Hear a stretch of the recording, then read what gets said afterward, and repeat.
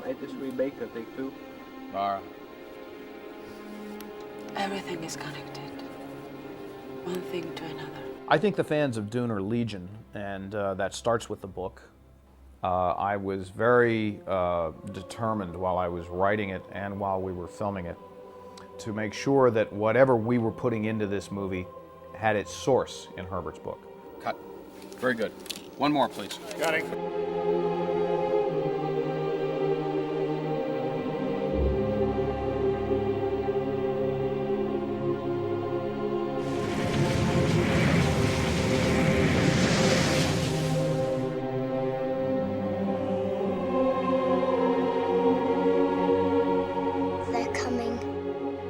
The process of our acquiring the rights for Dune came about when my partner, Richard Rubenstein, came in one day and said to me, "What do you think about Dune?" And it was a book that was one of the favorites of his, it was a favorite of mine, and I thought it was a great idea. It had certainly the size and scope that we look for in terms of a big event project. And it had a story that just, was phenomenally complex and interesting and compelling story. Spice. Treasure of the universe. It's one of those rare situations in which you can find a story that you believe is very cinematic in terms of what it's dealing with, and then it has the complexity and wonderment and has something to say about itself. It's not just pure storytelling, it's wonderful storytelling with a message and with something behind it. Arrakis. Dune. Wasteland of the Empire. And the most valuable planet in the universe. Because it is here, and only here, where spice is found. When I was approached about it, there was some discussion as to whether we should do this as a 4-hour or a 6-hour or even an 8-hour. I pitched the story to the networks based on the paradigm of the book itself, which essentially is made up of 3 sub-books: Dune, Muad'Dib, and The Prophet. And that is exactly the paradigm we follow.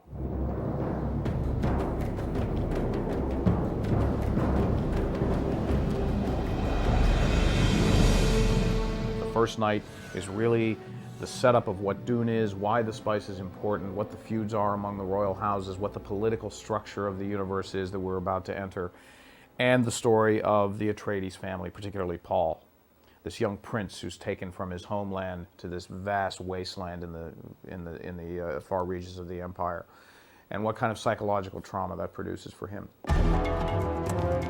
Why did we come here, Father? And don't just tell me it's a matter of honor or duty. There's more to it, isn't there?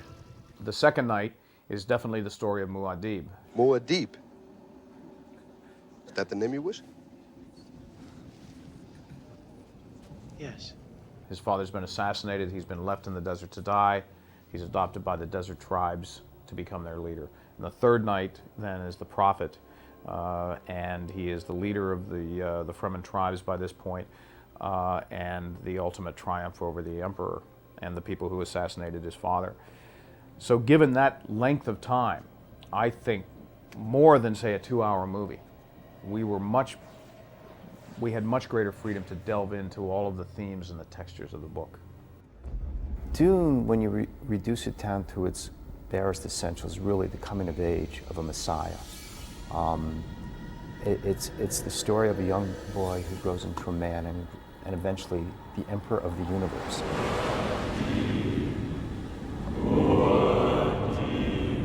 The words they were calling out at your shuttle. Mahdi, something like that? It means Messiah. They have a legend here, a prophecy, that a leader will come to them from off-world. A boy, the only son of a Bene Gesserit, to guide them to true freedom. Messiah? Paul? It's set against what is very much almost like a sword and sorcerer tale. It's got some Shakespeare in it, it's got some old, epic English, almost medieval tales to it. But it really draws upon, the myths and legends that are part of Western culture and who we are. And as such, it's something that really sort of connects with people, and I think is the key to its mammoth success as a book, and hopefully its continued success as a miniseries.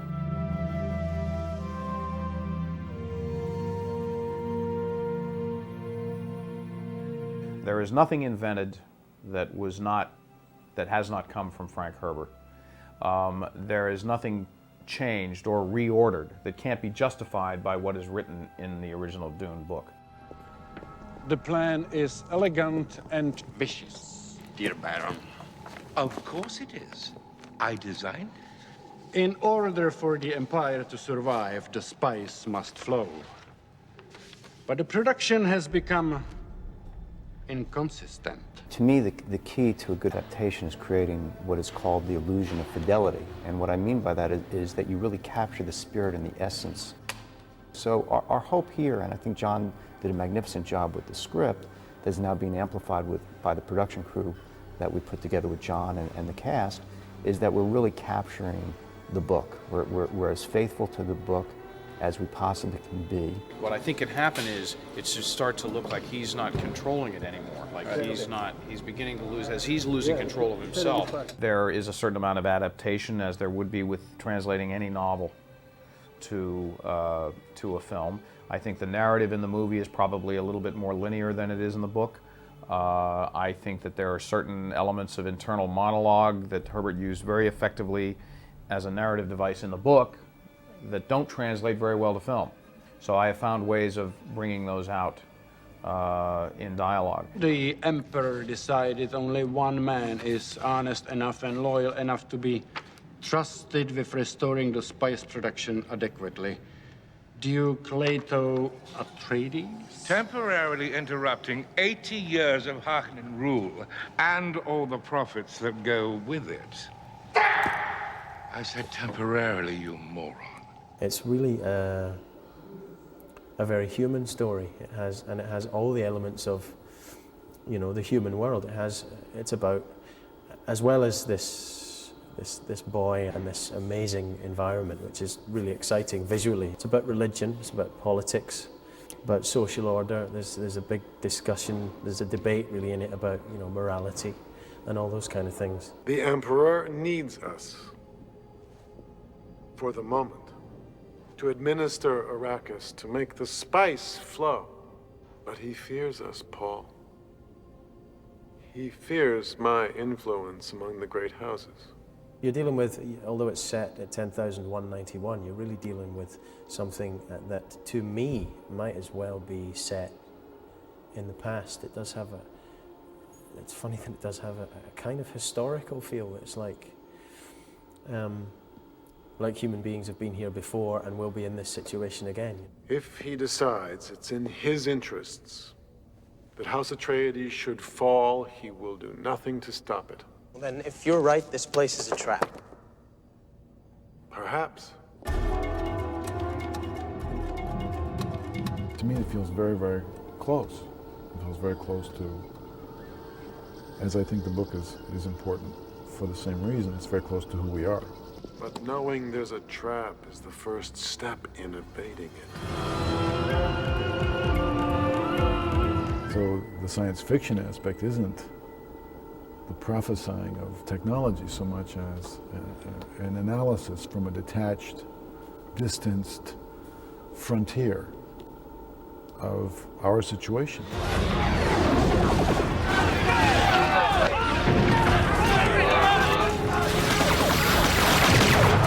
I loved about it that it was so much talking about human politics now and human search for something better.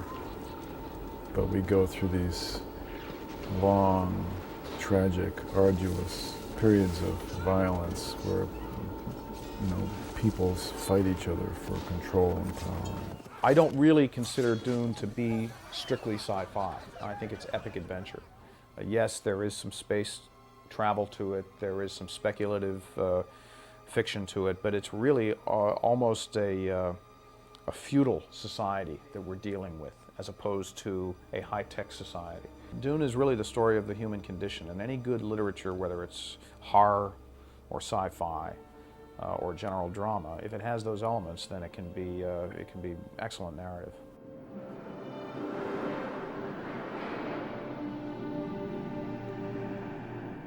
187 Apple, take one. Background. That's it. Action.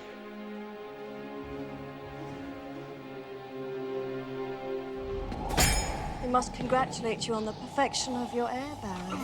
He faces his 100th slave gladiator in the arena this afternoon. He appears ready. Well then, perhaps we might take this opportunity to conduct our conversations. There is much to discuss. Indeed. If that means with your approval, my lady. I am quite entertained here.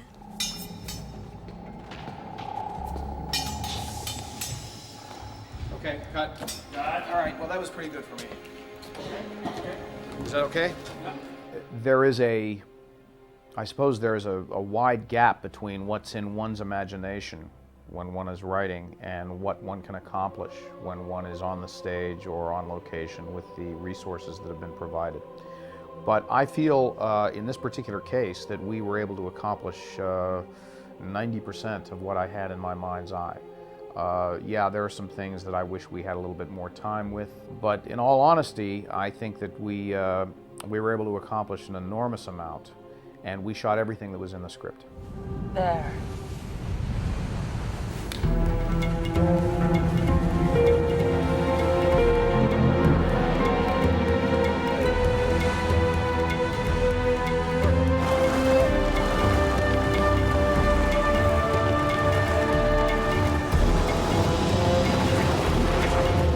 Get ready.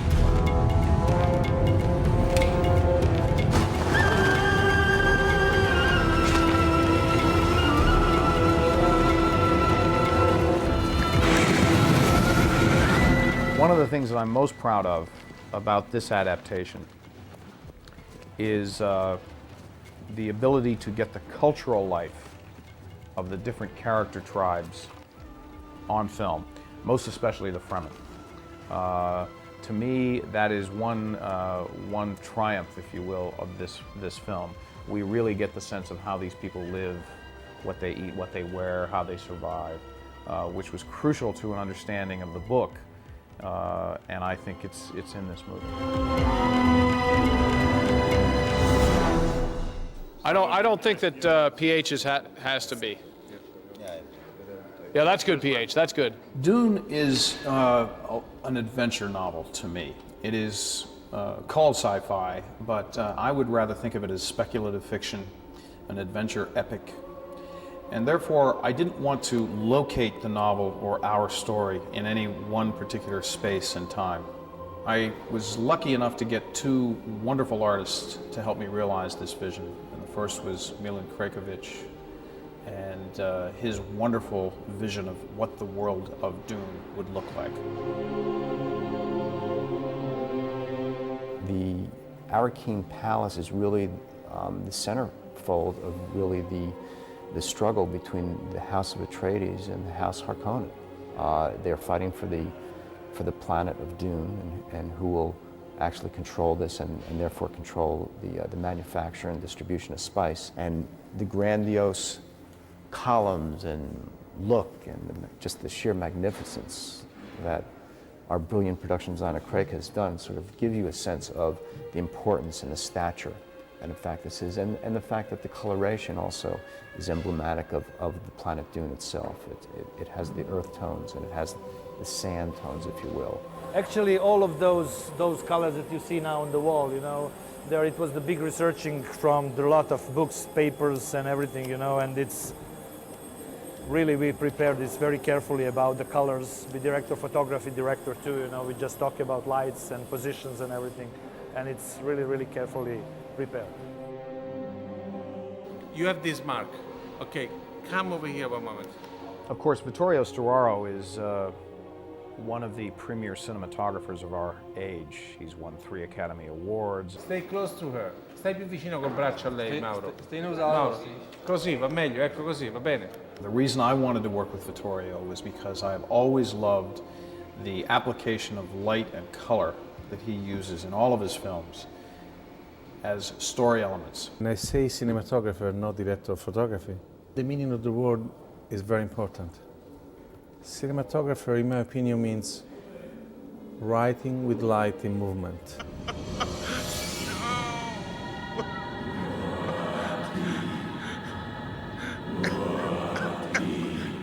It's how you encourage the emotion of the scene by the way you light it and the way you color it. And Vittorio has made it his career to understand the psychology of color and light. And there's no better project for that than Dune. Do you ever worry that just trying to see the future changes it? We use a lot of color change within scenes. It is not naturalistic by design. Perhaps it's time for me to leave, Marty. And I think it's extremely effective. He was an absolutely marvelous collaborator. The men go in, Gurney follows, Paul comes, you come last. You come flying in, the door will close behind you, you take your seat. And as you take your seat, the Duke yells back to everybody, strap in as best you can. Crew of the Harvester, this is Duke Leto Atreides. We are coming in to take you out. Seize all operations immediately and prepare for evacuation. Spotters, land to the west. Prepare to be boarded. I think once you're involved in a project like Dune, which has such a following for it, and it is recognized as one of the classics of the genre and one of the classic stories out in, modern literature, that you have the ability to attract people that you normally can't attract to do projects of this sort. They're usually people who work in the feature film world. Television doesn't have the time, the size, and the latitudes that the feature does. But this is a project that is near and dear to many people's hearts. And I think that it was a situation where many people wish they had been a part of the first one. How many men on that Harvester? Usually 23, my lords. When I first heard that it was being made, I really wanted to be part of it. And I put in a call saying, if there's something for me, I would enjoy it. And I didn't get called back. I was really upset about that for a short time, because I don't think it's worth being too upset about. When the opportunity arose for them to become a part of this one, and they read John's script and were really turned on by what he did with it in terms of how faithful the adaptation was, that it was relatively easy, and I say relatively easy because these are people of substantial talent, for them to come aboard because they really wanted to be a part of something that they saw as being very special. Sandmaster, this is a command from your Duke. Seize operations and evacuate the station immediately, or I will cut your ship in two with a laser gun.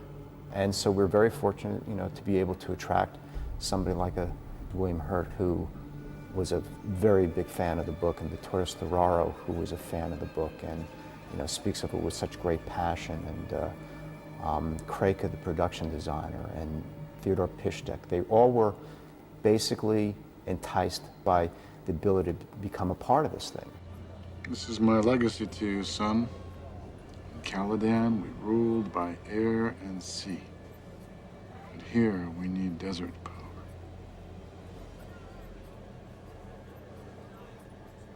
Desert power.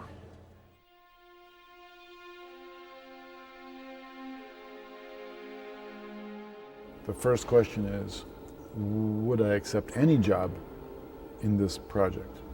Not a particular job.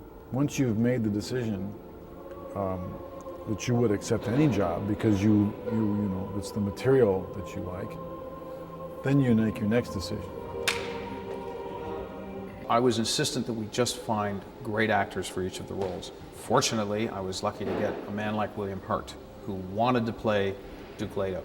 I think that what he brings is brilliant acting. I mean, he's a star, but he's a star who has a long lineage of fine acting in his career, and he brings a quality to this piece that helps keep it at the elevated level that we have running across the board in terms of with production crew and personnel as well. I got him. That's my boss. That's the Duke. I have to do what he tells me. Most spotters can only carry 4 men in addition to the crew, my lord. We can only get another 2 in here. Paul, you and Gurney get to work on the back seats. We'll jettison them when we land. That'll get in 3 more. William's a lovely man to work with. He's very professional, and he gives you a lot of help, a lot of time, a lot of space. And a very generous actor. When we were talking about casting Dune, we had to make certain choices. Were we going to go after certain names to try and draw an audience by virtue of their names? Were we going to go with unknowns? My instinct was always to go with great actors. And if they were unknowns, so be it. The star of the movie is Dune. The story is the star.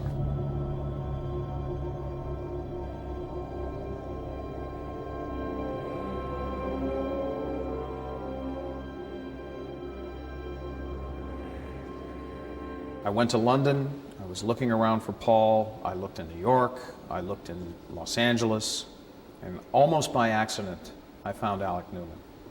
And it was just like a stroke of great luck. Or maybe it was meant to be. Maybe he was the Muad'Dib just waiting to happen.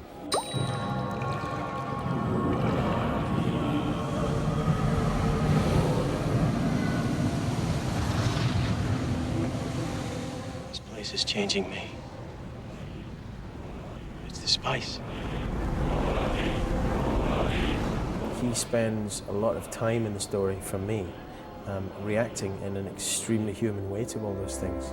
Reacts with fear, trepidation, doubt, disbelief. All those things that if you or I were told that we were the new Messiah, that's what we would react with. And then, of course, there's a very slow realization in terms of what he is and what his destiny has chosen for him. You have no idea.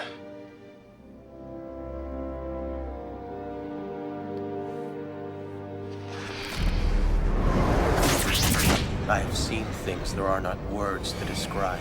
He is a terrific young actor out of England who has taken on the challenge of a character that has to go from being about 18 to about 22, 23, who has to go from being a relatively naive young boy, young prince, to a mature, desert-hardened leader of men into battle. And the character arc that Alec has gone through is just extraordinary. What have you done to me? I gave birth to you. A freak. No, not a freak. Then what? I also found Saskia Reeves in England. I had looked far and wide for somebody to play Lady Jessica, who would have the gravitas, who would have the sensitivity, who would have the emotional warmth. And she was just it. I'd never done any science fiction before, so I thought it might be something like Star Wars, but it's not at all. It has resonances. It's a very good story. I was very interested on how philosophical it could be, or, you know, there are many other things in there that he's writing about. From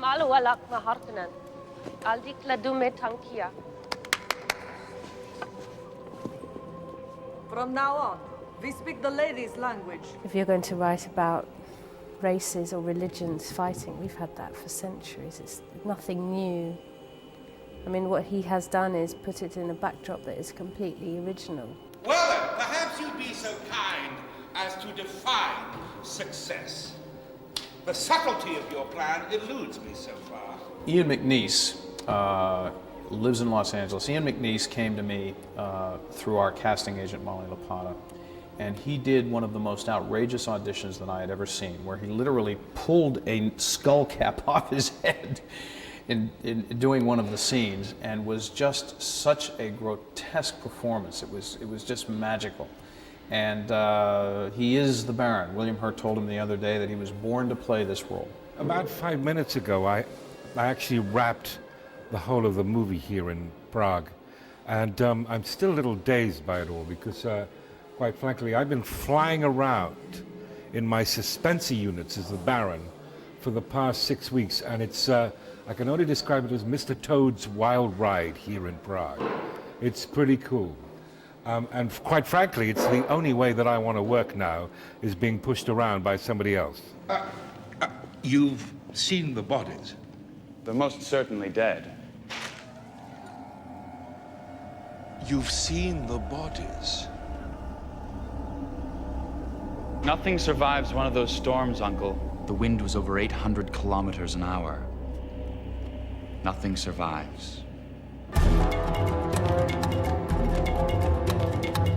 We deal here with the law of the minimum. Unless we learn to live with it, conditions can never change. In the Czech Republic, I have found phenomenal actors. They have a great theater tradition here that has gone on for years and years and decades, and their training is extraordinary. Perhaps one day the person will come who will understand, who will see the future and know what can be. Carol Dobry, who plays Dr. Kynes, phenomenally intense actor. Bara Kadetova, who is Cheney. As far as I'm concerned, after seeing her, there just couldn't be anybody else but Bara for Cheney. This is my No, this is my... actress. This is the greatest man in the world. John is the most beautiful person I have ever met, and I just want to say thank you, John. Cheney, do you think it's possible to love someone enough that you'd be willing to give that person up? There is one part in a script which is, can describe all these relationships, because Paul is asking if love can be stronger than, and Cheney is saying, there are times when it's necessary to share the one you love with things greater than both of you. I think it's everything about this relationship. Well, I can't talk about it because it's a very personal thing, isn't it? Go on, get on with it. I'm interrupting. So go away. It's a love story. It all starts with a love story. The story of Dune is really an accessible story that people who might never pick up a science fiction book could understand and embrace, because it's really a story that we all kind of understand. You sound like you're starting to believe the legends about you. Like the Kwisatz Haderach? What do you know about that? Mother Amalo called me that. The story of a young boy who's taken to a distant planet with the father that he loves, with the mother that he loves. His father is killed, he's left out into the desert to die, he's adopted by these wonderfully strange people who live in the desert and has to adapt to a whole new way of life. And in so doing, learns who he really is and what the meaning of his life is. This vast organism we call humanity is about to reinvent itself from the ashes of its own complacency. The sleeper has awakened. Anything that tries to stop it will be crushed. And he's able, through that journey, that odyssey of his own spirit, to eventually free these people and rid the universe of the corruption that is pulling the universe apart. This is a timeless story. This is a fantastic story. But Frank Herbert created the modern telling of that. So I think that it's a kind of story that everybody, young and old, if you will, people who are into sci-fi or not into sci-fi, can tune this in and love this story. Now you understand.